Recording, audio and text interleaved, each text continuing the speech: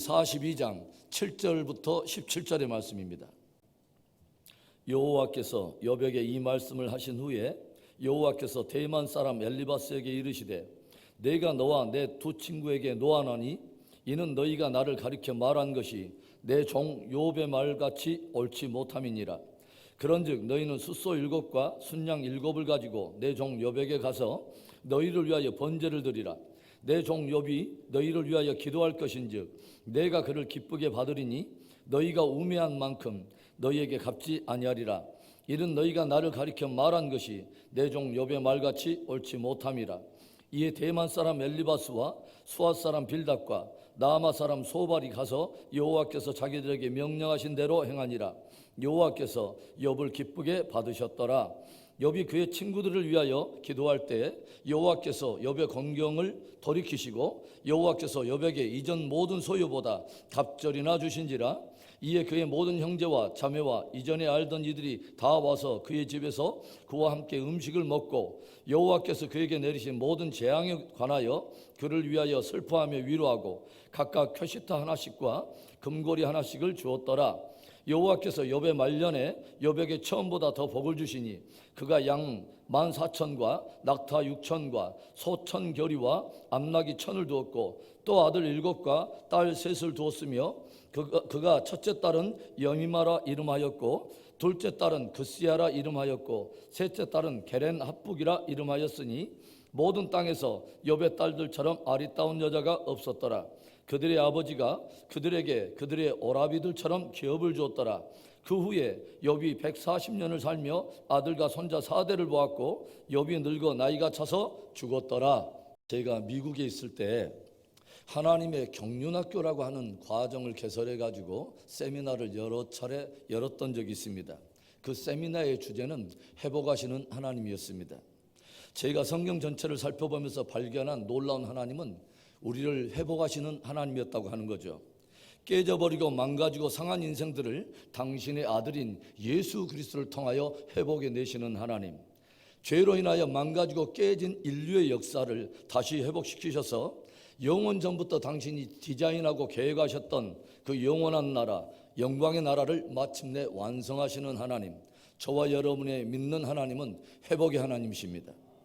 오늘은 2021년 마지막 새벽 기도이면서 그동안 우리가 나눴던 욥기의 마지막 내용을 다루고 있는데 오늘 우리는 고난당한 가운데서도 끝까지 인내했던 욥을 마침내 아름답게 회복해 주시는 하나님을 발견하게 돼요.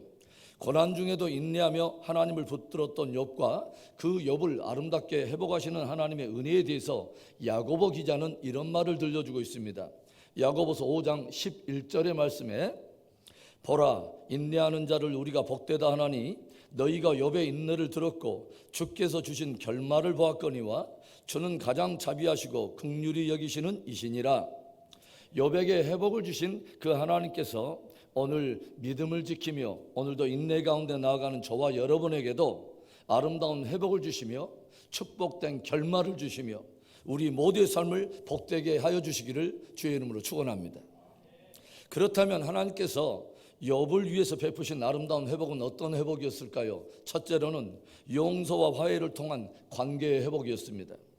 욥과의 변론을 마친 하나님께서는 지금까지 욥을 정죄하며 비난했던 욥의 친구들을 책망하십니다. 무엇을 가지고 책망하실까요? 너희가 나를 가리켜 한 말이 욥의 말과 같이 옳지 못하도다 하고 주님은 책망하십니다. 무슨 의미일까요?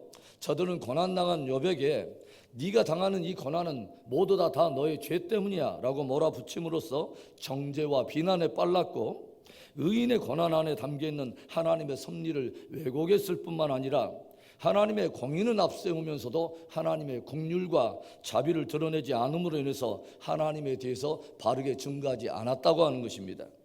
저들은 마치 자기들이 하나님의 대변자나 되는 것처럼 하나님의 공의를 내세우면서도 욥을 정죄하고 그렇게 비난했지만 그로 인해서 오히려 하나님의 긍휼과 자비가 왜곡되어 버리고 고난당한 욥에게 오히려 씻을 수 없는 상처와 아픔을 남기게 되었다고 하는 거죠.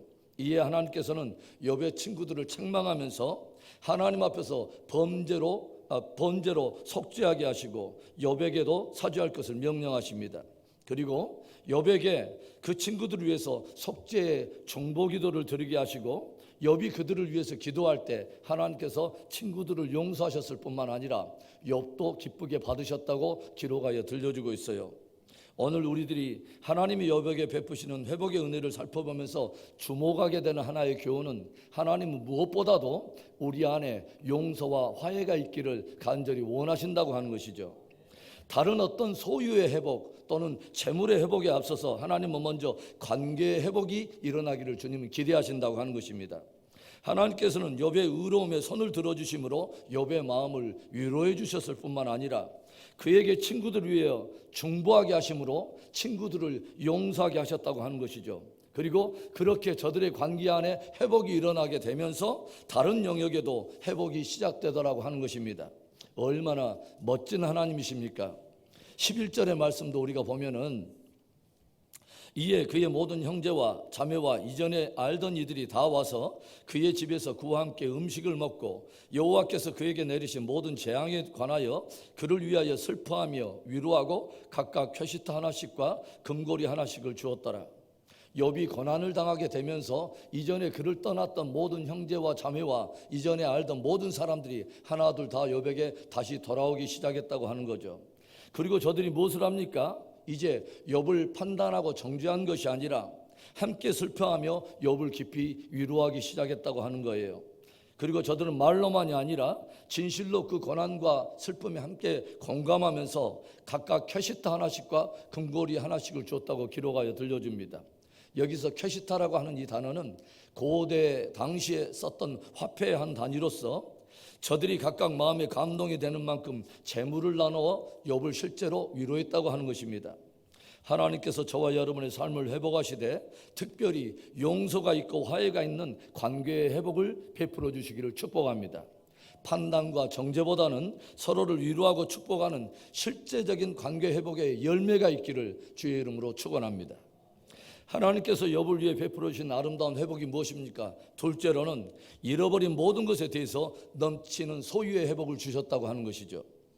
관계의 회복에 의해서 하나님께서 베풀어 주신 회복은 욥이 이전에 잃어버렸던 모든 것에 대해서 갑절이나 소유의 축복을 베풀어 주셨다고 하는 거예요. 10절의 말씀, 욥이 그의 친구들을 위하여 기도할 때 여호와께서 욥의 건경을 돌이키시고 여호와께서 욥에게 이전 모든 소유보다 갑절이나 주신지라. 하나님께서는 욥이 친구들을 용서하고 친구들을 위해서 간절히 기도할 때에 관계를 풀어주시고 그 안에 참된 자유함을 주셨을 뿐만 아니라 이제 그가 이전에 잃었던 모든 소유를 갑절로 베풀어 주셨다고 하는 거죠. 그리고 또 욥에게 무엇을 허락하십니까? 이전에도 7 아들과 3 딸을 두고 있었는데 또다시 하나님께서 7 아들과 3 딸을 주셨다고 하는 거죠. 그리고 특별히 욥에게 여미마, 그스야, 또 게레나쁘기라고 하는 아주 아름다움이 뛰어난 3 딸을 주심으로 인해서 욥을 또 위로해 주셨다고 하는 거죠. 무엇을 말하는 거예요? 이전에 잃어버린 것에 대한 상처와 아픔에 대해서 더 풍성하고 아름다운 것으로 축복하심으로 모든 이전에 가졌던 상처와 아픔을 다 싸매어 주시고 충분히 위로해 주셨다고 하는 것입니다. 그리고 단순히 10 자녀를 누리는 기쁨에 더 넘치는 은혜를 베푸시는데 16절과 17절의 말씀을 보시면 그 후에 욥이 140년을 살며 아들과 손자 4대를 보았고 욥이 늙어 나이가 차서 죽었더라. 욥이 140년을 살면서 손자 4대를 보고 아름답고 축복된 가문을 세울 뿐만 아니라 생명과 번성함의 은혜를 누렸다고 하는 것입니다. 잃어버렸던 모든 것에 대해서 넘치게 하심으로 욥을 축복하셨던 그 하나님의 은혜, 그 하나님의 회복의 은혜가 우리 모두에게도 임하기를 주의 이름으로 축원합니다. 하나님께서 욥을 위해 베푸신 아름다운 회복이 어떤 회복입니까? 마지막 3번째로 하나님을 향한 깊은 사랑의 회복이 일어났다고 하는 것입니다. 오늘 욥기 42장에 직접적으로 기록된 것은 아니지만 저는 욥에게 있어서 최고의 회복의 축복은 하나님을 향한 깊은 사랑의 회복이 일어났다는 바로 그 사랑의 회복에 있다고 생각을 합니다. 고난의 시간을 지나면서 그 상황 자체도 힘든데 욥에 가까운 사람들이 하나둘 떠나가고 또 욥의 몸에는 욕창까지 나서 그 상처와 아픔이 이루 말할 수 없었습니다. 그런데 오히려 멀리에서 찾아온 친구들은 이 깊은 상황 안에 담겨있는 섭리를 알지도 못한 채 욥을 계속해서 정죄하고 비난하기 시작하죠.